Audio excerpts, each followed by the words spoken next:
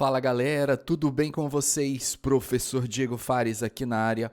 Hoje nós vamos fazer a análise super, mega, ultra detalhada da questão de número 113 da prova do Enem de 2022, Enem Principal, Caderno Azul. Para você, meu querido aluno que gosta de se preparar pelo Enem estudando as questões dos anos anteriores, veja, eu não falei resolvendo, eu falei estudando as questões dos anos anteriores. Aqui é o local certo. Então, antes da gente começar o vídeo, deixa logo o like, não custa nada aí, você me ajuda pra caramba, você vai receber um baita de um conteúdo aqui e eu sei que se deixar pro final você esquece. Já? Deixou o like? Posso começar o vídeo? Vamos lá então, galera, fazer a leitura atenta do enunciado, que diz o seguinte: a nanotecnologia é responsável pelo aprimoramento de diversos materiais, incluindo os que são impactados com a presença de poluentes e da umidade na atmosfera, causadores de corrosão. O processo de corrosão é espontâneo e provoca a deterioração de metais como o ferro, que em presença de oxigênio e água sofre oxidação conforme ilustra a equação química. E aí vocês viram que o Enem aqui deu a equação química de oxidação do ferro. Uma forma de garantir a durabilidade da estrutura metálica e a sua resistência à umidade consiste na deposição de filmes finos nanocerâmicos à base de zircônia, que é o óxido de zinco, e a alumina, que é o óxido de alumínio, sobre a superfície do objeto que se deseja proteger. Essa nanotecnologia aplicada na proteção contra a corrosão se baseia no quê? E aí você tem, então, as opções de respostas. Galera, como vocês sabem aqui no canal, o que nós fazemos vai muito além de dar a resposta da questão e muito além de resolver meramente a questão, que é o que você encontra basicamente hoje na internet. Nós vamos fazer uma análise minuciosa. Vocês concordam comigo que o tema geral dessa questão é proteção de um metal contra a corrosão? Eu quero te dar uma aula sobre esse assunto. Vem comigo. Para a gente começar falando sobre corrosão e proteção de metais, eu preciso primeiramente que você entenda o que é a corrosão, o que é o processo de oxidação, para que você entenda a questão com plenitude e, acima de tudo, para que, se esse assunto cair novamente no Enem, que certamente não vai ser do mesmo jeito que caiu agora nessa questão, será algo parecido, ou do assunto que é relevante, e você saberá responder sem problema. A corrosão ou oxidação, como eu coloquei, vamos ler comigo, é a deterioração de metais através do processo eletroquímico que ocorre nas reações de oxirredução, ou seja, é de fato uma reação de oxirredução. E é um processo indesejável, porque acaba destruindo materiais que são de interesse. Só para vocês terem uma ideia, 20% do ferro produzido anualmente é usado para repor ferro oxidado. No Brasil, o prejuízo anual chega a 25 bilhões de reais. Então, é muito dinheiro que se gasta para repor ferro oxidado. Então, se a gente estudar as maneiras que existem de proteger o ferro contra a corrosão, com certeza a gente geraria uma economia muito significativa com essas perdas. Vamos começar falando então, gente, sobre o processo de corrosão do ferro, tá? Coloquei aqui para vocês. A corrosão do ferro, bem como a de outros metais, está relacionado com a capacidade que um metal tem de se oxidar. E no caso, quando você fala em ferro, é o ferro que vai oxidar. Quando se fala em corrosão do ferro, é o próprio ferro que vai oxidar. Vamos lembrar, já gravei vídeo aqui no canal. Quem oxida é o chamado agente redutor, porque ele, ao oxidar, induz a redução em outra espécie, e com a capacidade de uma espécie como o oxigênio de se reduzir, que é o agente oxidante.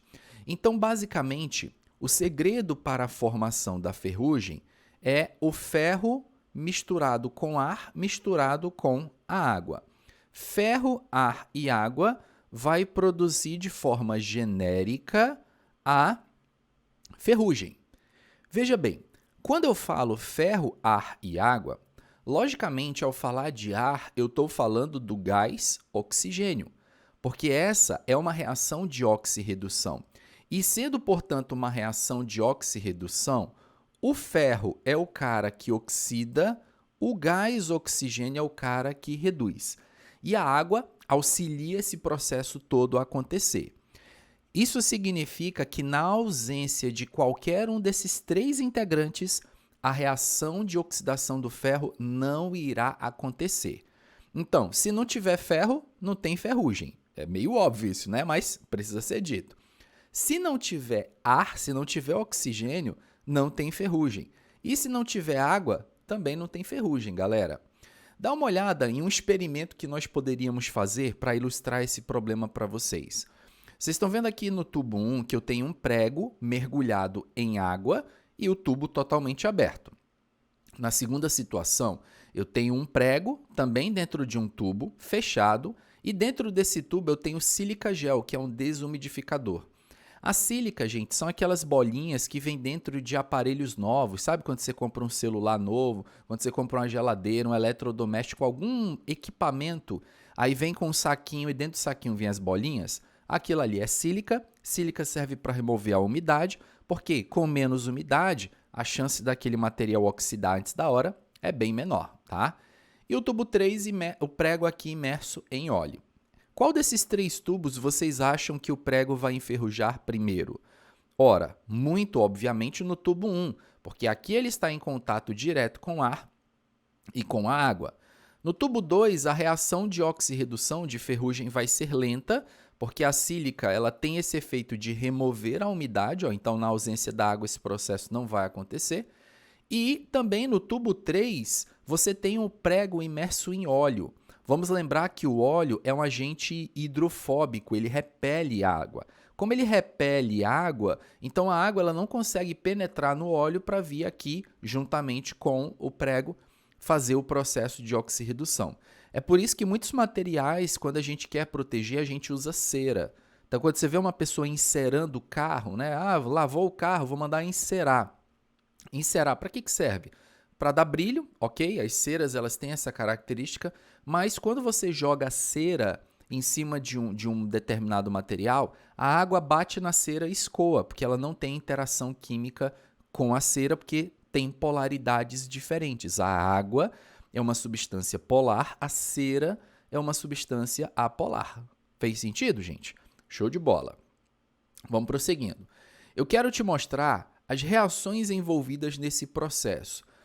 No ânodo, vai acontecer o processo de oxidação, que é o ferro metálico se transformando em ferro 2+, ou ferro 3+, tá? Pode acontecer também, porque o ferro tem dois estágios de oxidação. E a reação catódica é a reação de redução, em que o gás oxigênio em contato com a água, recebendo elétrons, que é uma redução, vai produzir a hidroxila. Você pode escrever essa reação globalmente dessa forma, ó, ferro, ar e água, formando a ferrugem. Ah, professor, então se você falou que isso aqui é a ferrugem, quer dizer que a ferrugem é um hidróxido de ferro? A melhor definição química para ferrugem, gente, é que a ferrugem ela é uma mistura complexa de óxidos e hidróxidos de ferro. A ferrugem ela não tem uma composição química definida, ela é ferro oxidado. Ferro oxidado pode aparecer na forma de ferro, de óxido de ferro triidratado, óxido de ferro monohidratado, hidróxido ferroso, hidróxido férrico. Então, uma composição complexa, portanto, não definida. Aqui vocês estão vendo uma imagem bem interessante que mostra a dinâmica do processo de corrosão. Então, quando você tem uma peça de ferro em contato com a água, esse ferro ele vai oxidar para ferro 2+, vai ser ejetado 2 elétrons que, pelo fato do próprio metal ser um bom condutor, esses elétrons eles virão parar aqui, o gás oxigênio vai se juntar, vai receber esses elétrons e sofrer redução, e a junção do ferro 2+ oxidado com o oxigênio reduzido vai gerar então o processo de ferrugem. E professor, proteção. Agora eu entendi como funciona então a questão da corrosão, quero saber como é que protege o ferro contra esse processo. A ferrugem pode ser evitada utilizando-se revestimentos de proteção, como tintas, graxas, óleos, esmaltes, ou seja, todos esses procedimentos que eu falei para vocês, eles exercem uma espécie de barreira eles impedem o contato do ferro com o oxigênio do ar. Então, a tinta, a graxa, o óleo, eles basicamente atuam da mesma forma. Então, você tem um portão de ferro na sua casa, você manda pintar o portão, porque sem a tinta o ferro vai enferrujar. A tinta ela funciona ali como uma barreira, impedindo o contato direto do ferro com o oxigênio, tá? Ou você pode usar alguns metais mais resistentes contra a corrosão, também é uma possibilidade. Pode ser usado também metais que, apesar de serem mais reativos que o ferro, quando se oxidam, formam um óxido que adere ao ferro, revestindo e protegendo. Ou seja, você pode proteger o ferro contra a corrosão, basicamente, isolando ele, utilizando uma cera ou uma tinta, isolando ele do contato com o oxigênio. Você pode utilizar metais que são mais reativos que o ferro ou metais que são menos reativos que o ferro. Vamos entender cada uma delas, tá? Primeiro, eu queria falar para vocês do revestimento do ferro com zinco. É um processo muito famoso de proteção, é um processo chamado de galvanização. Galvanização porque você está revestindo a superfície de um metal com outro metal. Então, você tem aqui um prego galvanizado. O prego é feito de ferro, tá? Só que na parte externa aqui você tem uma película de zinco. Eu quero que vocês olhem aqui embaixo os potenciais de oxidação desses dois elementos. Reparem que o zinco ele tem um potencial de oxidação maior que o ferro. Isso significa que o zinco tem maior tendência para se oxidar do que o ferro. E aí você me pergunta, professor, como é que protege então o ferro contra a corrosão usando um metal que tem mais tendência de oxidar do que ele? Existe uma diferença gritante entre o zinco quando oxida e o ferro quando oxida. O ferro quando oxida, galera, a estrutura dele fica esburacada, ela fica enfraquecida. Todos vocês têm na memória a visão do que é um pedaço de ferro enferrujado. Quando o grau de ferrugem está muito avançado, você pega e ele se esfarela na tua mão. Então, o ferro, quando ele vai oxidando, ele vai enfraquecendo a estrutura dele. E fica aquela cor marrom avermelhado, que é bem característica da ferrugem. O zinco, gente, ao oxidar, você praticamente não consegue perceber a diferença entre o zinco normal e o zinco oxidado. Visualmente, é praticamente a mesma coisa. E o zinco, quando sofre um processo de corrosão, ele não tem a sua estrutura enfraquecida. Então, na realidade, o que vocês têm aqui que está recobrindo o prego é zinco oxidado. Basicamente, é o óxido de zinco que você tem aqui, ó, que é o zinco oxidado. Esse zinco oxidado, ele adere à superfície do prego. Então, dessa forma, ele vai impedir o contato direto do ferro com o oxigênio do ar. Porque, como eu falei para vocês, o zinco, como ele tem mais tendência a oxidar, o zinco aqui no prego já está oxidado, ele já está na forma de óxido de zinco, e esse óxido de zinco ajuda o ferro ou protege o ferro contra a corrosão. Existe um outro muito famoso, gente, que é o revestimento do ferro com estanho. Isso aí já caiu vários anos em vestibulares, a famosa folha de Flandres ou lata. Então, latas de atum, latas de sardinha, elas têm um revestimento interno de estanho. Reparem que, nesse caso, o estanho ele tem menor tendência para oxidar do que o ferro. Então, quando você pensa na parte interna de uma lata de sardinha ou de uma lata de conserva, sabe Deus o quê? Então, vamos imaginar que aqui dentro tem o nosso peixinho, tá? Não liguem para minha habilidade em desenhar, que é algo fenomenal, tá bom, gente? Então, minha habilidade, desenha aqui o nosso peixinho Nemo feliz da vida. Feliz não, né? Porque ele está dentro da lata, né? Tá morto, então ele deve estar triste aqui. Pronto. Nosso peixinho aqui dentro da lata, não muito feliz, que será devorado muito em breve. Aqui na parte interna, pode ser que na externa também, você tem uma película de estanho que recobre toda a lata. Dessa forma, o alimento ele fica em contato direto com o estanho, que tem baixa tendência a oxidar. Ele não fica em contato direto com o ferro. E, professor, e se a lata estiver amassada? Outra pergunta clássica nas provas. Latas amassadas no supermercado, não compre. Porque quando uma lata amassa, você fere essa película aqui, tá? Isso aqui fica exposto, ó. tá? O ferro que está aqui, ele fica exposto e passa a estar em contato com o alimento. Dessa forma, o alimento ele pode se contaminar quimicamente por resíduos de ferrugem, o que não é legal. Então, quando você vê lá no supermercado, preço de sardinha, preço do atum muito barato, verifica se as latas estão íntegras e se tiver amassado, por mais barato que esteja, não compre porque a sua saúde vale mais do que uma promoção. Claro, isso não significa que na sua casa, quando você for preparar o atum, você pegou lá o atum no armário, o atum caiu no chão, a lata amassou, aí você fala, mãe, não usa essa lata porque o professor Diego falou que a gente vai morrer se a gente comer esse atum. Claro que não. A lata amassou ali agora, você já vai usar o atum, não tem problema nenhum, porque esse processo de corrosão demora um tempo, tá? Mas no supermercado que você não sabe quando aconteceu, não use. Nesse caso, vocês reparem que o estanho que está protegendo o ferro, ele tem menor tendência para oxidar do que o ferro, tá? Existe uma outra proteção muito famosa também, gente, que é o uso do metal de sacrifício, ou chamado ânodo de sacrifício, tá? É um metal que tem função de proteger o ferro contra a corrosão, porque ele vai se oxidar no seu lugar. Então aqui vocês estão vendo um casco de um navio e várias barrinhas de magnésio. Reparem que o magnésio ele tem uma tendência de sofrer oxidação muito maior que a do ferro.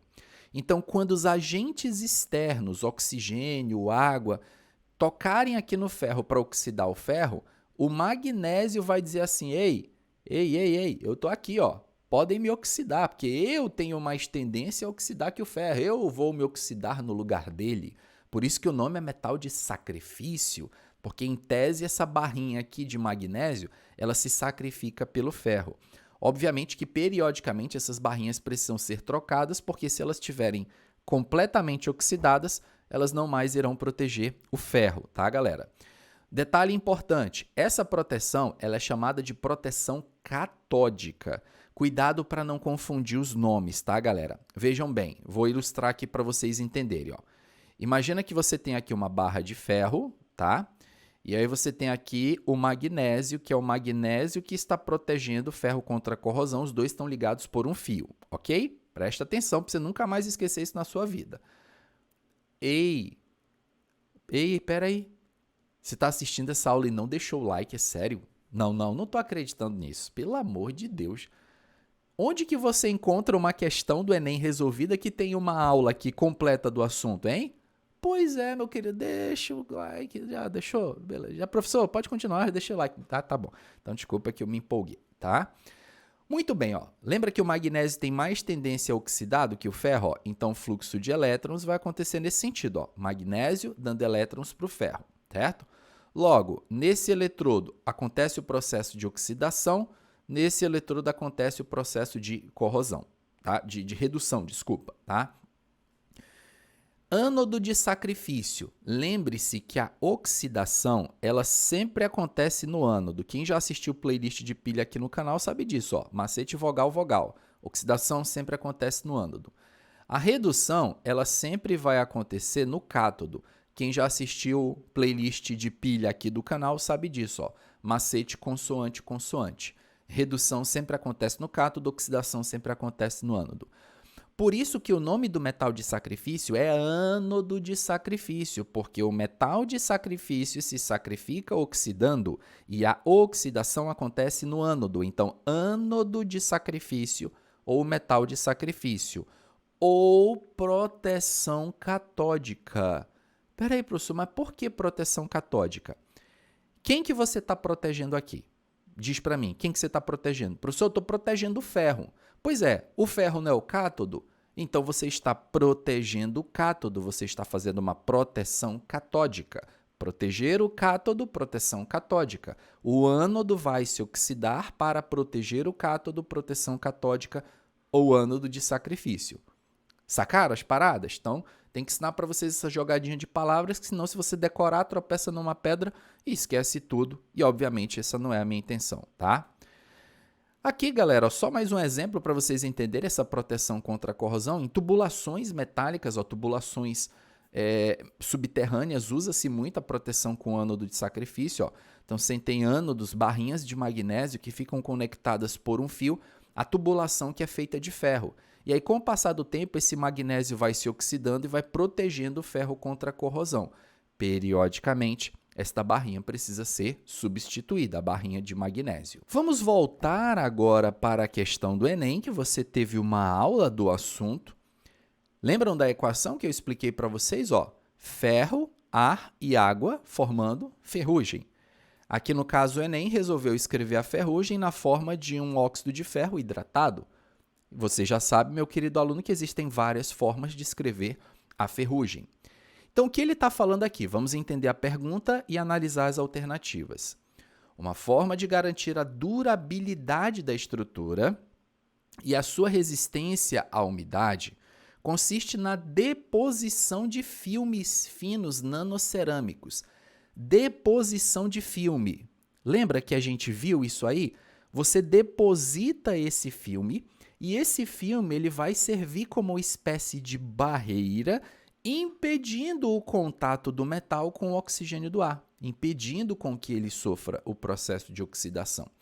Nesse caso aqui, ele fala que os filmes que ele vai utilizar são à base de óxido de zircônio, já é o zircônio oxidado, e óxido de alumínio, aqui no caso já é o alumínio oxidado, sobre a superfície do objeto que se deseja proteger. Essa nanotecnologia aplicada na proteção contra a corrosão se baseia em quê? Proteção catódica que utiliza um metal fortemente redutor, mas espera aí, gente, isso aqui não tem nada a ver com o metal de sacrifício, isso não é metal de sacrifício. Isso aqui é aquela proteção que você pinta entre aspas, tá? Você reveste o metal com uma película para evitar o contato com oxigênio. Metal de sacrifício, tá, gente? Ou proteção catódica ou metal de sacrifício, porque lembra que o metal de sacrifício ele protege o cátodo?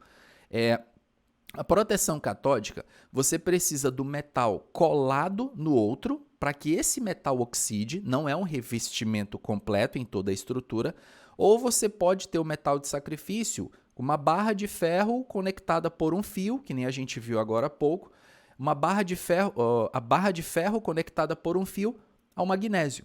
É uma possibilidade também. Então, ele está falando aqui de proteção catódica que utiliza um metal fortemente redutor. Um metal fortemente redutor quer dizer um metal que é agente redutor, um metal que se oxida com muita facilidade. O exemplo disso é o magnésio. Essa definição de proteção catódica que ele colocou aqui está correta. A questão toda é que não é proteção catódica, não é metal de sacrifício. O zircônio e o alumínio, o óxido de zircônio e o óxido de alumínio não estão se sacrificando pelo ferro. Até porque eles aqui já estão oxidados, eles não tem como proteger o ferro nesse sentido de se oxidar no lugar dele. A letra B, gente, uso de metal de sacrifício, eu vejo a e a B como basicamente a mesma coisa, sendo dita com palavras diferentes. Então, metal de sacrifício que se oxida no lugar do ferro não é metal de sacrifício, já falei. Passivação do ferro, que fica revestido pelo seu próprio óxido. Por mais que você não soubesse o que é essa passivação, quando você fala que fica revestido pelo seu próprio óxido, lembrem-se que o óxido de ferro, que é a ferrugem, ela é um material frágil. Eu falei para vocês que ela tem uma estrutura que se degrada com muita facilidade. Então, para o ferro não funciona a ideia de você protegê-lo utilizando o seu próprio óxido. Isso não faz sentido para o ferro, tá? Um exemplo de passivação bem interessante acontece com alumínio, tá, galera? Imagina, por exemplo, que você tem aqui uma barra de alumínio, certo? O alumínio, ele é um metal que tem relativa facilidade em se oxidar. Só que o alumínio, quando se oxida, ele produz o óxido de alumínio, que é uma substância que é basicamente idêntica ao alumínio em termos de visual, e ela não é uma estrutura que degrada como a ferrugem. Então, na realidade, uma barra de alumínio, ela tem o óxido de alumínio na sua superfície externa, porque esse alumínio da parte de fora, ele está em contato constante com o oxigênio do ar. Como o alumínio está em contato constante com o oxigênio, o que acontece com o alumínio em contato com o oxigênio? Professor, o alumínio vai oxidar, porque você acabou de me falar que o alumínio tem grande tendência de sofrer oxidação. Pois então, o alumínio oxida. Só que você vendo, não muda nada na estrutura. Ó. Se olhando aqui, a estrutura está íntegra e acaba que o próprio alumínio oxidado passiva o alumínio contra a nova oxidação, por isso o nome passivação. Então, esse óxido de alumínio aqui, ele protege toda a estrutura de alumínio aqui contra esse processo de corrosão, contra o prosseguimento, tá? Então, esse exemplo aí de passivação do alumínio é bem interessante. No caso da passivação, é o próprio óxido do metal que protege ele contra a corrosão. Nesse caso, o ferro não consegue proteger ele mesmo contra a corrosão, tá? E outra, gente, a questão ela está falando do óxido de zircônio e o óxido de alumínio, ela não está falando do óxido de ferro, tem esse outro detalhe também. Efeito barreira que impede o contato com agente oxidante, eu acho que, por tudo que eu falei, está muito clara a letra D, né? Essas películas nanocerâmicas elas vão impedir o contato do ferro, que está dentro da estrutura, dentro da proteção da película, com o oxigênio que está do lado de fora. Galvanização que usa outros metais com o menor potencial de redução não é aqui o processo de galvanização, tá, gente? Porque nesse caso, a galvanização ela utiliza o zinco para proteger ferro ou aço contra o processo de corrosão. Então, galvanização se utiliza do zinco. Aqui nós utilizamos óxido de zircônio e óxido de alumínio, portanto, não é considerado um processo de galvanização. Meu querido aluno, o que você achou dessa resolução? Gostou desse método? Bom, caso você não saiba, praticamente todas as questões que eu resolvo do Enem aqui no canal são nessa pegada. A gente lê a questão, eu vou te dar uma mini aula daquele assunto, muitas vezes é uma aula completa, mini aula, assim, na forma de falar. E aí, depois dessa aula, vem a resolução e você já vai entender o assunto na íntegra. Quando esse assunto cair de novo no Enem, a sua chance de acertar é muito grande. Deixa aqui nos comentários, eu quero saber o que vocês acharam dessa resolução. Vou ficando por aqui, muito em breve eu vejo vocês no próximo vídeo aqui do canal. Um abraço e até a próxima. Valeu!